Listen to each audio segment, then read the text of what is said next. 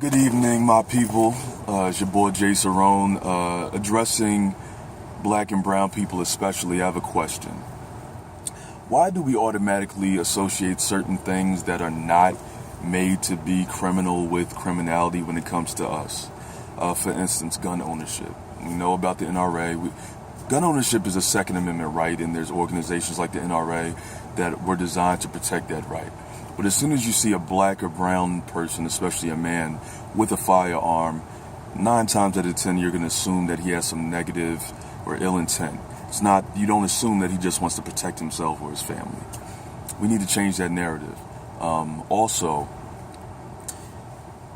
men or people, but especially black men, and even our women view us like that a lot of times, and even other black men who haven't experienced or weren't in the streets per se, assume that if you're in the streets that you're just an all-around bad person.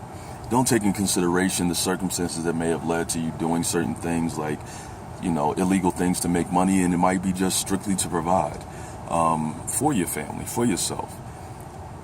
The worst part, though, is when we internalize that and put that on ourselves. So you went to prison, you went to jail, or maybe you didn't, but you're still in the streets, and then you carry that home, and you act like you got to be vicious the same way in the streets as you are at home, and you neglect or are abusive to your wife because you're a street or a hood dude, or you're not affectionate with your kids because you're a street dude. You got to be hard all the time. It's totally false. It's a false narrative that was fed to us to demonize and vilify us, and the worst part is when we take that on. Think about the fact that there are many families in this country, powerful families, including the Kennedys, and corporations and businesses that started off of organized crime, what they consider racketeering, like the Kennedys. Jack Kennedy, he was a gangster. You can look it up. He was known as that. Malcolm X, Malcolm Little, he went to prison, he did state time, had an awakening, and we all know who Malcolm X became.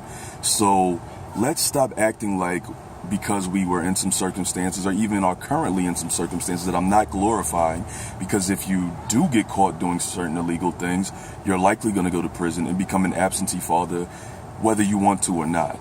But let's stop acting like that's your destiny because you are doing certain things to survive in this system, in this society, in this country, the way it's set up. I even met a brother today. Well, I've known him for a while, but just found out today. He's about 10 years older than me, mid-40s.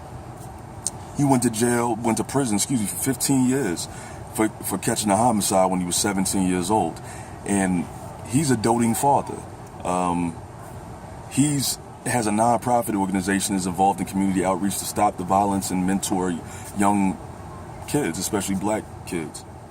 So let's stop looking at ourselves and each other like that. Let's stop judging the book by its cover. Let's stop judging the man by his criminal record, unless it has something to do with child abuse, sexual assault, domestic violence. Other than that, let's stop acting like because a man got caught doing something, especially monetarily, to provide for his family or himself, that makes him a bad person all around, or even you. Stop acting like because you did something that you're a bad person all around.